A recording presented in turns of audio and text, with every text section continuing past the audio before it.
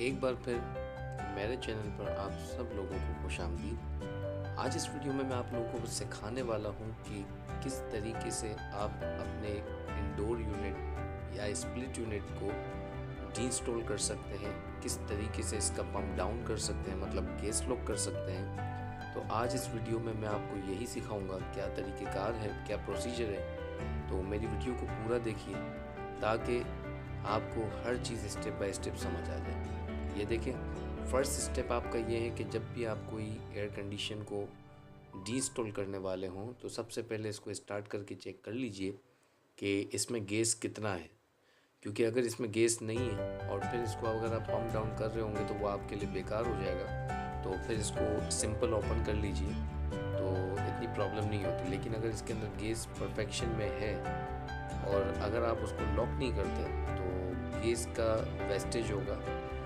तो गैस का नुकसान ना हो। तो इस चीज़ के लिए आप इस वीडियो को लाजमी देखिए ताकि अगर कोई ऐसा स्टेप हो जो आप नहीं कर रहे जिससे आपकी गैस को नुकसान हो सकता है, गैस ज़ाया हो सकती है, तो वो इस वीडियो में मैं आपको समझा दूँगा। सबसे पहले देखिए, आप यूनिट को ऑन कर लीजिए जिस तरीके से मैंने ऑन किया, और ये आउटर की साइड पे खड़ा हूँ। अगर आप गौर करेंगे तो जैसे ही यूनिट स्टार्ट हुआ तो आप गौर से देखेंगे इसका जो छोटा पाइप है डिस्चार्ज का, ठीक है, तो इस पाइप के ऊपर अगर आप गौर करेंगे तो देखिए आइस नज़र आ रही है। तो स्प्लिट यूनिट के अंदर ज़्यादातर प्रॉब्लम यही होती है कि जब भी इसके अंदर हाफ गैस रह जाती है तो वो यूनिट के डिस्चार्ज के पाइप पर आइस शो कर देता है। यानी इसका मतलब ये हुआ, एक चीज़ तो मुझे समझ में आ गई कि भाई इसके अंदर जो है वो गैस हाफ है। अब क्यों हाफ है, जाहिर है कहीं ना कहीं से लीकेज इसमें हुआ है जिसकी वजह से गैस हाफ है। तो मुझे ये तो कंफर्म हो गया कि गैस परफेक्शन में नहीं चल रही, ठीक है। तो अब फिर भी मैं इसको पंप डाउन करूँगा और पंप डाउन करने के बाद मैं इसको ओपन करूँगा, क्योंकि पॉसिबिलिटी यही होती है कि अगर मेरा इंडोर लीक है और आउटर सही है तो जितनी गैस इसके अंदर है वो बच जाएगी और इंडोर को रिपेयर करके मैं वापस से लगा दूंगा। तो देखें, अब मैं आपको तरीका समझाता हूँ कि इसको लॉक किस तरह करें। अगर आपके पास लो प्रेशर गेज है तो आप इसको सक्शन लाइन पे लगा लीजिए जिस तरीके से मैंने लगाया। दो तरह से आप इसको पंप डाउन कर सकते हैं। फर्स्ट स्टेप आपका ये होगा कि आप डिस्चार्ज लाइन पर एनएल की लगाएंगे, डिस्चार्ज वाल्व पर पहले वही बंद करेंगे और इसके बाद सक्शन बंद करेंगे, क्योंकि डिस्चार्ज जब बंद होगा, प्रेशर का काम जब बंद होगा तो उसके बाद सक्शन करता रहेगा कंप्रेसर और पूरी गैस अपने अंदर सक करके हम इसको फिर यहाँ से लॉक कर देंगे। तो सबसे पहले आपको डिस्चार्ज को लॉक करना है। अगर आपके पास गेज है तो सेक्शन लाइन पे गेज को लगाइए। देखें, हाफ गेज जैसे मैंने अभी जिक्र किया था आपसे, अगर आप गौर करेंगे तो देखें 50 to 60 प्रेशर होना चाहिए, लेकिन यहाँ पर 30 दिखा रहा है। तो अगर ये माइनस पे चले जाता है, देखिए माइनस पे जा रहा है, जैसे ही आप डिस्चार्ज लॉक करेंगे तो ये माइनस पे चला जाएगा। जैसे ही माइनस पे जाएगा आप सिंपली सक्शन वाल्व बंद कर दीजिए। उसके फ़ौरन बाद बिना टाइम ज़ाया किए आप यूनिट को ऑफ कर दीजिए, तो आपकी गैस पूरी लॉक हो जाएगी जितनी भी है। अगर आपके पास गेज नहीं है तो इसके अलावा इसका तरीका ये है कि डिस्चार्ज लाइन को आप बंद कीजिए, 1 मिनट के अंदर अंदर आप सेक्शन लाइन को ऑफ कर दीजिए और फिर यूनिट को ऑफ कर दीजिए। तो ये दोनों स्टेप हैं, आप दोनों तरीके से गैस को पंप डाउन कर सकते हैं और अपनी गैस को सेव कर सकते हैं।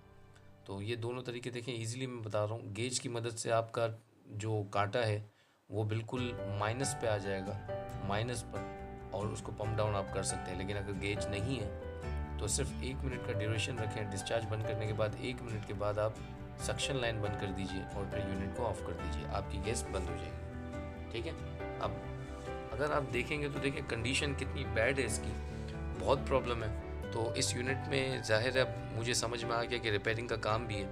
तो अब देखें, सिंपली मैंने यूनिट ऑफ कर दिया, इसको मैं डीइंस्टॉल करने के बाद इसको ओपन किया जाएगा और फिर इसकी सर्विस की जाएगी, और जहाँ कहीं भी लीकेज होगा उसको तरीके से प्रेशर दे के चेक किया जाएगा और उसको सॉर्ट किया जाएगा।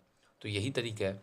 तमाम आउटडोर के ऊपर इस तरीके की एक चिट लगी होती है, इसमें BTU का बड़ा हिसाब किताब होता है। अगर आप BTU पढ़ेंगे तो ज़्यादातर 1 टन के BTU की जो ब्रिटिश थर्मिनल यूनिट के अकॉर्डिंग जो मेजरमेंट होती है वो 12,000 BTU 1 टन का कहलाता है, 18,000 BTU 1.5 टन का कहलाता है, 24,000 BTU 2 टन का कहलाता है। तो जितने BTU बढ़ते रहते हैं इस हिसाब से इसकी टन्स की जो कैपेसिटी है वो बढ़ती रहती है। तो आपको ये याद रखना है। और अगर आप देखें तो देखें जिस तरीके से रस्ट और डस्टिंग जो देख रहे हैं आप इसके ऊपर कंडेंसर पर, तो ये टोटली चौक है। तो पॉसिबिलिटी है ये चौकिंग की वजह से ही लीकेज हुआ होगा, क्योंकि कंप्रेसर हीट हो रहा होता है जब सही तरीके से इसमें से हवा क्रॉस नहीं होती, जब ये जैम हो जाता है, जब ये बंद हो जाता है, जिस तरीके से ये हवा में पड़ा है, तो ज़्यादातर प्रॉब्लम बनती है लीकेज की। तो आपका यूनिट अगर विद इन 2 मंथ अगर आप उसकी सर्विस करते रहते हैं तो उसकी मेंटेनेंस के बाद वो बहुत अच्छी कंडीशन पे चलेगा। अगर आप देखेंगे इसके टर्मिनल की भी बहुत बुरी हालत है, ठीक है, और वायर्स की इसकी कंडीशंस बहुत ज़्यादा बैड है। तो अब मैं सिंपल सा देखें पंप डाउन हो चुका है, मैं इसको ओपन करूँगा और इसको निकाल के रख दूँगा। नेक्स्ट स्टेप मेरा ये है कि देखें मैं आपको दिखाता हूँ कि इसके इंडोर को किस तरह उतारना है। अब मैं इंडोर को उतारने के लिए इसकी जो पाइपिंग जिस तरीके से जा रही है, तो सिंपली मैं उस पाइपिंग को देखूंगा कि कहाँ पर है। 4 सीलिंग यहाँ लगी हुई है और 4 सीलिंग भी वॉशरूम के पास है। तो मैं सिंपल सा देखें यहाँ पर मैं ज़रा सा स्टूल की मदद से ऊपर हो जाता हूँ, तो यहाँ पर इसके पाइप होने चाहिए। अब 4 सीलिंग देखें इस तरीके से पुश कर रहा हूँ मैं, ये थोड़ा ऊपर हो जाएगी, ये बिल्कुल ईजी निकल जाती है ये वाली 4 सीलिंग। ये देखें ये ऊपर का बिल्कुल क्लियर करके हिस्सा नज़र आ रहा है 4 सीलिंग के अंदर, और ये इसकी पाइपिंग नज़र आ रही है मुझे। अब वायर मैंने निकाल दिया, प्लग आउट कर दिया। अब सिंपल मुझे यहाँ से इसके 2 पॉइंट होते हैं, इंडोर्स के अंदर 2 कनेक्शंस होते हैं। तो एक वायर मेन वायर होता है जो आउटर की तरफ जा रहा है, और 2 इसमें पाइप के पॉइंट होते हैं जो 1-2 का और 1-4 का साइज़ होता है। स्टैंडर्ड साइज़ नहीं होते क्योंकि डिफरेंट किस्म के साइज़ होते हैं टन्स के हिसाब से।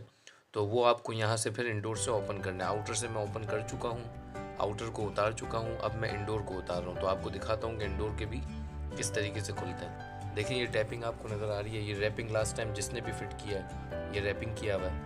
तो इसको ओपन करेंगे तो इसके नीचे आपको नट नज़र आ जाएंगे, मैं वो ओपन करके दिखाता हूँ आपको। बहुत आसान है, आप सिर्फ मेरी वीडियोस को देखें, आप काम खुद सीख जाएंगे। और मेरे लिए दुआ करें कि मैं आप लोगों के लिए इस तरह की बेशुमार वीडियो लाता रहूं। देखें ये खुल गया। मेरे चैनल को आप लोग लाजमी सब्सक्राइब करें और बेल आइकन पे क्लिक करें ताकि मेरी अपलोडेड वीडियो का नोटिफिकेशन आपको मिलता रहे। मैं बेशुमार वीडियो आप लोगों के लिए लाने वाला हूँ फ्यूचर में, तो मेरे चैनल को लाजमी सब्सक्राइब करके रखें, ठीक है। ये देखें ये बिल्कुल ओपन में कर रहा हूँ, ये इस तरीके के देखें आपको ये बेंडिंग नज़र आएगी। यहाँ पर ये जॉइंट है और एक यहाँ पर ये देखें एक साइज़ यहाँ पर है 1-4 का और एक साइज़ यहाँ पर है 1-2 का। तो ये दोनों साइज़ है 1-2 और 1-4 मैं इसलिए कह रहा हूँ क्योंकि वो गेज का हिसाब किताब है। तो 1-2 अगर देखा जाए तो आधे का साइज़ होता है ये।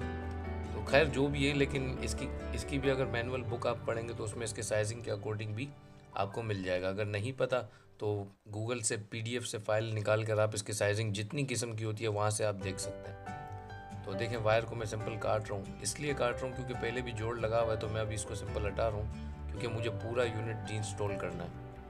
तो ये निकाल दिया। अब पाइपों को देखें मैं ओपन करता हूँ।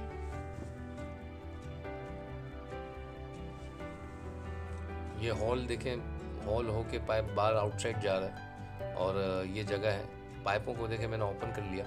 अब सिंपल ड्रेन पाइप मैंने निकाल दिया, मेन वायर निकाल दिया और पॉइंट्स भी निकाल दिए। अब सिंपल सी बात है कि देखें जब मैं वहाँ पर चढ़ूँगा बैक साइड पर जहाँ पर इंडोर लगा है रूम के अंदर, तो मुझे सिंपल सा इसको ऊपर की तरफ खींचना है और मेरा इंडोर यूनिट जो है वो बाहर आ जाएगा। और ये देखें मैं आपको दिखाता हूँ करके। ज़्यादातर इंडोर के नीचे की तरफ क्लिपिंग होती है, तो वो क्लिपिंग इतनी फिक्स होती है कि वो हिलता नहीं है। लेकिन अगर आप इसको थोड़ा सा पुश करेंगे ऊपर नीचे की तरफ तो ये ऊपर की तरफ से कैप बाहर आ जाएगा। तो जैसे ही ऊपर से कैप बाहर आएगा तो नीचे की क्लिपिंग हट जाती है। लेकिन एक्सन के, पैनासोनिक के और डाइकिन के जो यूनिट्स होते हैं उनकी क्लिपिंग बहुत ज़्यादा जाम होती है, तो वो नहीं निकल, तो उन्हें खोलने में थोड़ी सी ज़्यादा प्रॉब्लम होती है। लेकिन खैर देखें ये इस तरीके से ओपन हो गया। जगह का थोड़ा सा इशू है इसलिए मुझे थोड़ी सी प्रॉब्लम हो रही है निकालने में।